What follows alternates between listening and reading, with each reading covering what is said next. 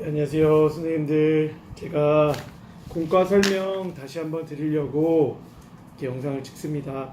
보시고 도움이 되셨으면 좋겠습니다. 제가 1과부터 다시 설명을 드려야 될 것 같아요. 1과도 못 들으신 분들이 계시다고 하셔서 제가 선생님들한테 도움을 드릴 수 있는 부분은 처음에 도입부에 그 공과를 시작하기 전에 어떤 의미가 있는 말을 아이들에게 전달을 해주고, 그리고 한 챕터가 끝날 때마다, 그러니까 훅, 푹, 룩, 툭 우리 말씀드렸잖아요, 그렇죠? 워밍업부터 바이블 스토리 이렇게 브릿지 이렇게 쭉 넘어가는 순서마다 그냥 넘어가는 게 아니라 활동을 하고 났으면 이제 그 활동을 마무리하면서 좀 생각하게 하고 아이들이 활동을 통해서 깨달은 점이 뭔지를 느끼게 해주는 그런 이음말을 제가 좀 도움을 드릴 수 있을 것 같은데, 말씀드렸듯이 제가 드리는 도입부 내용은 그냥 그대로 사용하시면 되고요. 이음말 부분은 선생님들의 말로 바꿔서 해주시면 더 좋을 것 같습니다. 자, 그럼 1과부터 제가 설명을 좀 드릴게요.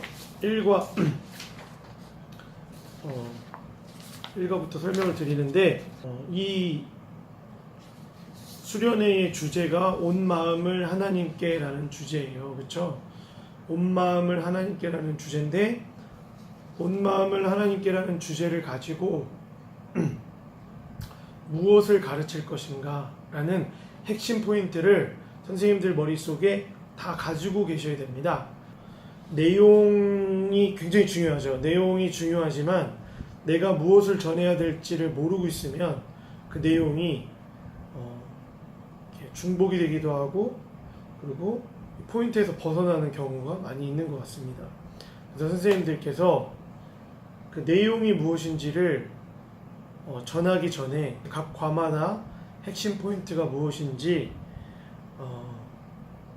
선생님들이 확실히 알고 계셔야 됩니다. 그래서 첫 번째, 제가 각 과의 주제를 정리를 해드렸는데요. 1과는 하나님만 바라라 라는 주제예요. 하나님만 바라라. 그리고 이 목표가 이 주제의 목표가 뭐냐면 마음을 하나님께 향하라. 자, 2과는 깨끗하게 하실 것이라 어저께 했죠. 그 다음에 이 목표는 마음을 깨끗하게 하라. 그리고 3과 주제는 내가 주를 높이고, 그리고 나의 마음을 다해 하나님을 높이라 라는 목표를 갖고 있습니다. 자, 이 교재가 어떻게 만들어졌는지를 조금 먼저 설명을 드리면, 우리 겨울 수련회 때 제가 설명드렸던 것처럼 훅, 푹, 룩, 툭 이 과정을 똑같이 거칩니다. 4단계로 되어 있어요. 그런데 말이 조금 바뀌어서 조금 헷갈릴 수가 있고 형식상 조금 다른 부분이 있긴 있어요. 그러나 그때 하셨던 거를 기억하시면서 훅, 푹, 룩, 툭을 생각하시면서 하시면 되겠습니다. 첫 번째 훅 부분에 해당하는 워밍업. 워밍업은 왜 배워야 되지? 라는 질문을 아이들이 갖고 있을 거 아니에요. 그런 질문을 갖고 게임을 통해서 마음을 열어가는 단계입니다. 그래서 마음을 열고 배워야겠다라는 마음을 가질 수 있게 워밍업을 통해서 아이들의 마음을 여는 시간을 갖는 겁니다. 그리고 워밍업에도 그 내용이 있잖아요. 그쵸? 그 내용을 이어서 바이블 스토리 두 번째 단계로 넘어갑니다. 바이블 스토리는 성경이 뭐라고 말씀하시지? 또 이 성경에 집중해서 볼 수 있도록, 이 뒤에 또 설명을 드리겠지만, 이 바이블 스토리는 본문을 관찰해서 보는 기본 질문, 그리고 의미를 파악하기 위한 심화 질문, 이 두 가지로 나눠져요. 이것을 좀 아시고, 이런 구조로 되어 있다는 걸 아시고 공과를 하시면 더 좋을 것 같습니다. 그 다음에 세 번째 단계가 브릿지는 지금 내 모습은 어때? 라고 질문을 갖게 만드는 겁니다. 그래서 성경을 통해서 내 모습을 지금의 내 모습을 보게 해주는 거예요. 이 부분에서는 가장 중요한 게 아이들이 자신을 솔직하게 오픈할 수 있게 해주는 것이 저희들의 역할인 것 같아요. 그래서 자신의 지금 현 상태가 어떤지를 좀 현실적으로 드러내놓고 보아야만 그 다음 액션, 네 번째 단계의 액션 부분에서 그럼 이제 어떻게 살아야 되지? 라는 질문에 답을 자신들이 얻어갈 수 있도록 해주는 과정을 거칩니다. 이것이 이번에 만들어진 교재의 구성입니다. 일과의 주제는 하나님만 바라라 라는 주제입니다. 자, 이제 제가 도입부 도움이 될 만한 말씀을 드릴 텐데요. 여러분, 있어빌리티라는 말 들어봤나요? 자, 이 말은요, 어빌리티라는 단어, 능력이라는 뜻을 가진 어빌리티라는 단어와 있어 보이다가 합쳐진 신조어입니다. 자, 그런데 이 신조어를 들어본 사람 있나요? 많이 뜨지 않았어요. 왜냐하면 우리가 모르고 있잖아요. 그쵸? 자, 있어빌리티라는 말이 있는데 제가 사진을 몇 개 보여드릴게요.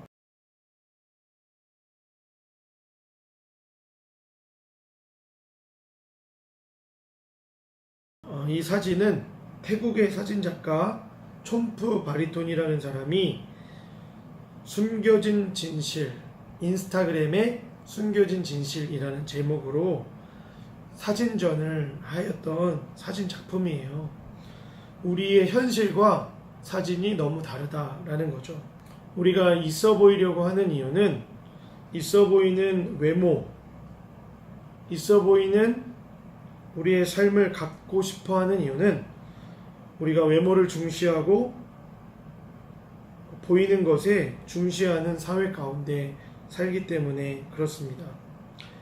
사무엘상 16장 7절에 하나님께서 이렇게 말씀하십니다. 내가 보는 것은 사람과 같지 아니하니 사람은 외모를 보거니와 나 여호와는 중심을 보느니라. 사람들은 외모에 집중하고 보이는 것에 집중해요. 그런데 오늘 이 말씀에 보니까 하나님은 중심을 보신다고 하십니다. 저와 여러분들의 중심은 어디를 향해 있나요? 이번 공과를 통해서 우리의 마음을 한번 깊이 들여보다 볼 수 있게 되기를 바라요. 라고 도입부를 해주시면 좋을 것 같습니다. 대부분의 공과 설명은 유충현 목사님께서 하셨던 공과 설명에 집중해서 준비를 하시면 되겠습니다. 자, 그런데 이제 제가 조금 부연 설명을 해드릴 것은 앞에 말씀드렸듯이 이음말, 다음 단계로 넘어가기 위한 이음말, 그리고 각 부분에서 조금 참고해야 될 이야기들이 있으면 참고를 하셔서 하시면 좋겠다라는 내용을 정리를 해드렸었어요. 1과에서는 자신이 선택한 카드 4장을 모으면 이기는 게임인데 이 카드에는 도형이 있고 동물이 있고 색깔이 있어요. 그래서 색깔부터 시작해서 3번의 게임을 하게 될 겁니다. 3번의 게임을 하게 되는데 이 게임 지를 찢을 때 아이들이 이렇게 확 찢잖아요. 그러면 이제 막 찢어지고 뭐 그러면은 보기 싫잖아요. 그래서 아이들한테 접었다 폈다를 한 2번 정도 반복하면 잘 찢어질 수 있다라고 가르쳐 주시고 이것을 아이들에게 재밌게 할 수 있게 해주시면 좋을 것 같습니다. 자, 그러면은 이 부분의 이음말을 좀 제가 선생님이 돼서 아이들에게 하듯이 한번 해보도록 할게요. 자, 여러분 재밌었어요? 여러분이 좋아하는 색깔은 뭐였어요? 또 여러분이 좋아하는 도형이 뭐였어요?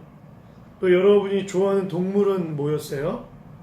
이렇게 여러분의 마음이 가는 색깔, 여러분의 마음이 가는 도형, 여러분이 좋아하는 동물 등이 있듯이 우리가 사는 이 삶에도 뭐 내가 좋아하는 가수, 내가 좋아하는 음식, 내가 좋아하는 장소, 내가 좋아하는 사람, 혹은 내가 중요하다고 생각하는 진로, 내가 중요하다고 생각하는 공부, 여기에 내 마음이 향하고 있는 것이 우리의 현실인 것 같아요.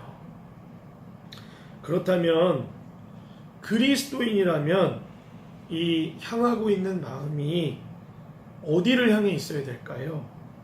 성경은 뭐라고 가르쳐 주시냐면 우리의 마음이 하나님을 향해 있어야 된다라고 가르쳐 주세요.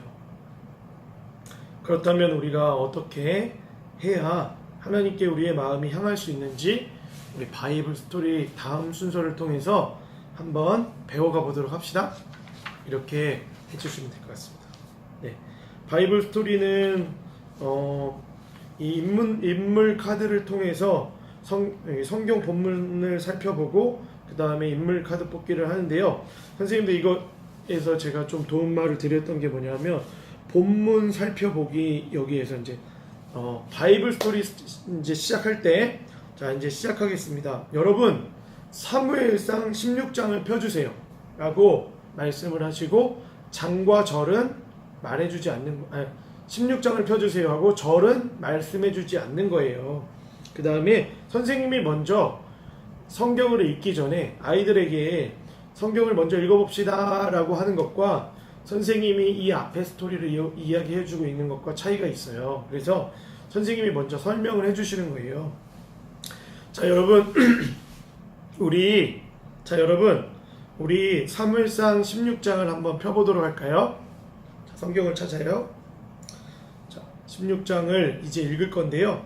하나님이 사무엘을 통해 이때 처음 세워졌던 사울 왕을 대신하여 왕을 세우라고 하셨습니다. 그 이유는 사울의 마음이 하나님을 향해 있지 않고 백성들을 향하고 있었기 때문에 그래요. 그래서 하나님께서는 사무엘을 베들레헴에 있는 이새의 집으로 보내셨어요. 이새의 아들들 가운데 한 명을 왕으로 세우기 위해서 보내셨어요. 자 그럼 사무엘이 이새의 집으로 간 이후의 이야기가 어떻게 진행이 되든지 우리 말씀을 통해 한번 읽어봅시다. 이렇게 하시면 될 것 같습니다. 그러면 아이들에게 스토리텔링이 되고 아이들이 성경을 읽고 싶은 욕구가 생기도록 그렇게 해주는 작업을 하고 성경을 읽도록 하겠습니다. 자 그리고 활동 부분에서 성경을 읽고 나서 활동 부분에서 인물 카드를 뽑고 그에 해당하는 질문의 답을 하는 순서를 하게 되는데요. 제가 여기에서 또 도움이 될 만한 점을 말씀드렸어요. 아이들하고 공과 공부할 때 둥그렇게 앉잖아요. 그렇죠? 그런데 이 인물 카드를 처음 뽑을 때는 오른쪽으로 돌아가면서 뽑습니다. 왜냐하면 카드가 6장이에요. 그래서 6명 이상이 있을 경우에는 6명의 아이들밖에 할 수가 없어요. 그런데 계속 같은 방향으로만 카드를 뽑게 하면 이쪽에 앉은 친구들은 발표를 할 수가 없겠죠. 생각해 볼 수가 없겠죠. 그래서 카드 6장을 먼저 오른쪽으로 돌립니다. 그 다음에 두 번째 심화 질문을 할 때에 의미를 파악하기 위한 심화 질문을 할 때는 2장의 카드를 뺐는데 다윗의 형들 카드랑 골리앗의 카드를 빼요. 그 2장을 뺀 카드 4장을 왼쪽으로 돌아가도록 돌리면 중복이 되는 아이들도 있겠지만 하지 못한 아이들이 할 수 있는 장점이 있다는 것을 기억하시고 그렇게 해주시면 더 좋을 것 같습니다. 그리고 꼭 중요하게 놓치시면 안 돼야 될 부분이 뭐냐면 스토리가 이어져야 되기 때문에 스토리가 이어지도록 질문이 구성이 되어 있기 때문에 여기 카드에 있던 순서대로 발표를 하도록 해주셔야 돼요. 자, 사무엘 카드 뽑은 사람 한번 얘기해 볼게요. 그 다음 다윗의 형 카드 뽑은 사람 얘기해 볼게요. 그 다음 이새 카드 뽑은 사람 이야기해 볼게요. 그 다음 골리앗의 카드를 뽑은 사람 이야기해 볼게요. 이런 식으로 순서대로 질문을 해주시고 답할 수 있도록 해주시면 될 것 같습니다. 그리고 아이들이 답할 때에 골리앗의 키는 몇 센치였나요? 그의 갑옷은 몇 킬로였나요? 이런 질문들에 조금 현실적으로 받아들일 수 있게, 현실적으로 느낄 수 있게 골리앗의 키가 약 293cm라고 하는데 지금 우리가 앉아있는 이 건물의 바닥에서부터 천장까지의 높이가 그 정도 될 것 같아요 라고 현실적인 비유를 해주시면 아이들이 이렇게 커? 라고 좀 느낄 수 있을 것 같습니다. 그렇게 준비해 주시면 되겠어요. 자, 그리고 이제 마칠 때에는 리마인더 스티커를 같이 붙이거나 뭐 이렇게 하고요. 여기 있는 말씀을 같이 읽어보는 겁니다. 자, 우리 리마인더 스티커에 있는 말씀을 한번 읽어볼게요. 시작. 내 영혼아 잠잠히 하나님만 바라라 하시고 선생님께서 이음말을 이어서 해주시면 되겠습니다. 다음 단계로 넘어가기 위한 이음말을 해주시면 돼요. 하나님께 마음이 향한다는 것은 어떤 상황 속에서도 하나님을 인정하는 것입니다. 어떤 상황이 와도 누구보다 중요하시고 그 누구보다 강하신 하나님을 모든 삶 속에서 인정하는 것이에요. 여러분의 마음을 두렵게 하는 것이 무엇이 있습니까? 이스라엘 앞에 서 있던 골리앗처럼 여러분들을 두렵게 하고 걱정하게 만드는 것이 혹 여러분들 안에 있습니까? 어떤 상황이 와도 누구보다 강하시고 무엇보다 중요하신 존재가 바로 하나님이세요. 어떤 상황 속에서도 하나님을 인정하는 여러분들이 될 수 있길 바랍니다. 그래서 다윗이 골리앗을 이겼던 것처럼 여러분도 골리앗을 이기게 하시는 경험을 하게 되기를 바라요. 그럼 우리 다음 활동을 통해서 우리의 마음이 하나님을 향하고 있는지 한번 알아보도록 할까요? 라고 심화 질문을 하시고 넘어가시면 될 것 같습니다. 자, 이제 세 번째 단계 브릿지입니다. 나의 마음은 이라는 주제죠. 네, 브릿지 부분에서는 나의 마음을 점검해 보는 거예요. 내 마음을 점검해서 내 마음이 하나님을 향하고 있는지, 내 마음이 얼만큼 하나님을 향해 있는지를 이 점검표를 통해서 조금 생각해보고 느낄 수 있게 해주는 겁니다. 자, 점검표는 유치현 목사님께 배웠던 대로 진행해 주시면 됩니다. 그리고 혹시 선생님들께서 여기에 더 넣고 싶은 질문이 있다면 이 점검표가 끝나고 발표를 하게 해주시잖아요. 그 후에 선생님이 이런 질문 한번 해볼게. 너희들은 이럴 때가 있다. 이럴 때 이렇게 한 적이 있다. 한번 손들어 볼까? 라고 하고 좀 선생님들이 질문하신 질문을 하나 정도 추가해서 해주시면 더 아이들이 구체적인 생각을 또 해볼 수 있을 것 같기도 합니다. 자, 이 단계가 끝날 때 이음말을 선생님께서 해주시는 겁니다. 자, 여러분 재밌게 잘 했나요? 우리의 마음이 하나님을 향하는데 가장 방해가 되는 것을 우리가 이제 알았으니 이제 나의 마음을 하나님께 하기 위해서 내가 무엇을 해야 될지 실천사항을 한번 고민해 봤으면 좋겠어요. 우리 다음 단계를 통해서 우리가 해야 될 실천사항이 어떻게 하면 우리의 마음이 하나님을 향할 수 있을지 한번 배워보도록 합시다. 우리의 마음이 어떻게 하면 하나님을 향할 수 있는지